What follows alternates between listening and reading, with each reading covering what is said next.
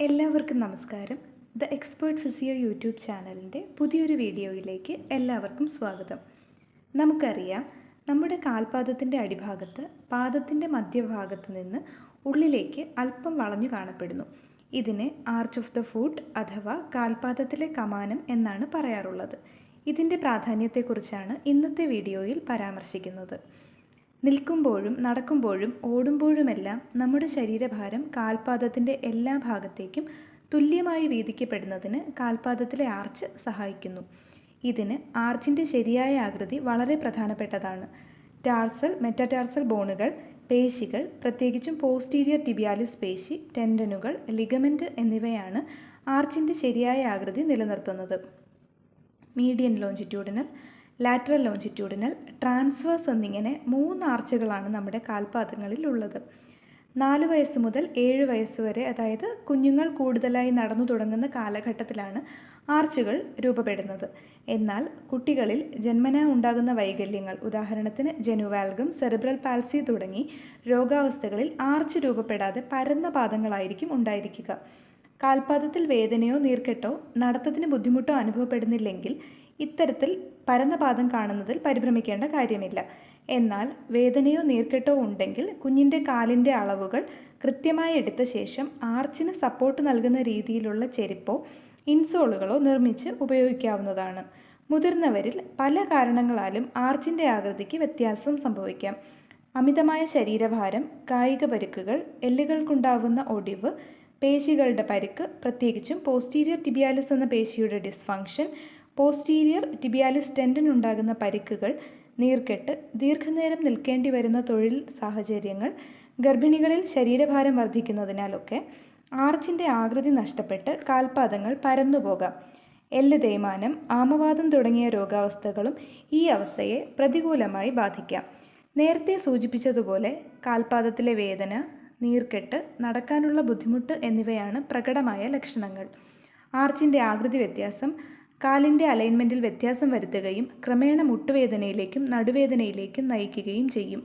ഇതേ കാരണത്താലാണ് police, military ജോലികളിലേക്ക് പരന്ന പാദങ്ങൾ അയോഗ്യതയായി കണക്കാക്കുന്നതും. മുതിർന്നവരിൽ ഉണ്ടാകുന്ന പാദം വേദനയ്ക്ക് വിശ്രമത്തോടൊപ്പം ഇടയ്ക്കിടെ വേദനയുള്ള ഭാഗത്ത് ഐസ് അപ്ലൈ ചെയ്യുന്നത് വേദനയ്ക്ക് ആശ്വാസം നൽകും.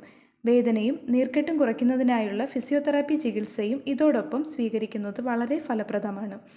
ആർച്ചിന് സപ്പോർട്ട് നൽകുന്ന രീതിയിൽ ചെരുപ്പുകൾ, ഇൻസോൾ എന്നിവ പാദത്തിൻ്റെ അളവെടുത്ത് ഓരോരുത്തർക്കും അനുയോജ്യമായ രീതിയിൽ കസ്റ്റമൈസ് ചെയ്ത് എടുക്കാവുന്നതാണ്.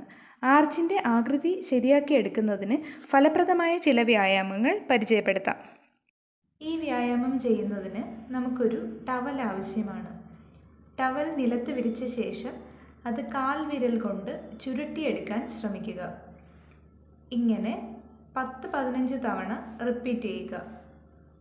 ദിവസവും 2-3 പ്രാവശ്യം ഈ വ്യായാമം ചെയ്യാവുന്നതാണ്. രണ്ടാമത്തെ വ്യായാമം ചെയ്യുന്നതിനായി ഒരു ബോൾ ആവശ്യമാണ്. കസേരയിലിരുന്ന ശേഷം ബോൾ തറയിൽ 2 പാദങ്ങളുടെയും നടുവിലായി വയ്ക്കുക. എന്നിട്ട് കാലിൻ്റെ തള്ളവിരലുകൊണ്ട് ഉയർത്തിപ്പിടിച്ച ശേഷം തറയിൽ വയ്ക്കുക.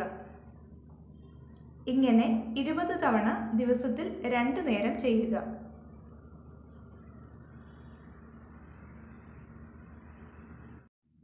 അടുത്ത വ്യായാമത്തിനു വേണ്ടി നമ്മൾ ഉപയോഗിക്കുന്നത് ഇതേ ബോൾ തന്നെയാണ്.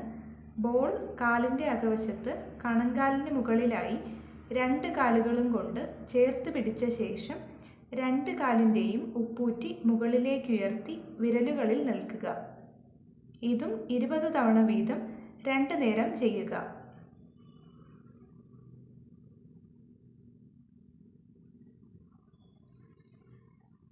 ഈ വ്യായാമം തെറാബാൻഡ് ഉപയോഗിച്ചാണ് ചെയ്യേണ്ടത്. തെറാബാൻഡ് 2ആയി മടക്കുക. മടക്കിയ ശേഷം ഒരറ്റം ഇതുപോലെ കാലുകൊണ്ട് ചവിട്ടിപ്പിടിച്ച ശേഷം മറ്റേ വശം കാൽപാദത്തിലൂടെ ഇട്ട് പാദം മുകളിലേക്ക് അഥവാ പ്ലാന്റർ ഇൻവേർഷനിലേക്ക് കൊണ്ടുവരിക. ഇങ്ങനെ 2 കാലിലും ചെയ്യുക. തെറാബാൻഡ് ടൈറ്റായിരിക്കാൻ ശ്രദ്ധിക്കുക.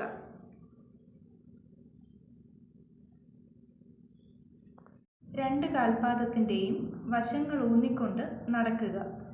ഒരു ദിവസത്തിൽ 2-3 തവണ 5 മിനിറ്റോളം ഇങ്ങനെ നടക്കാവുന്നതാണ്. ഇത്തരം വ്യായാമങ്ങൾ പാദത്തിലെ ആർച്ചിൻ്റെ ആകൃതി ശരിയായ രീതിയിൽ നിലനിർത്തുന്നതിന് സഹായിക്കുന്നു. പുതിയൊരു വീഡിയോയുമായി വീണ്ടും കാണാം. എല്ലാവർക്കും നല്ലൊരു ദിനം ആശംസിക്കുന്നു. നന്ദി.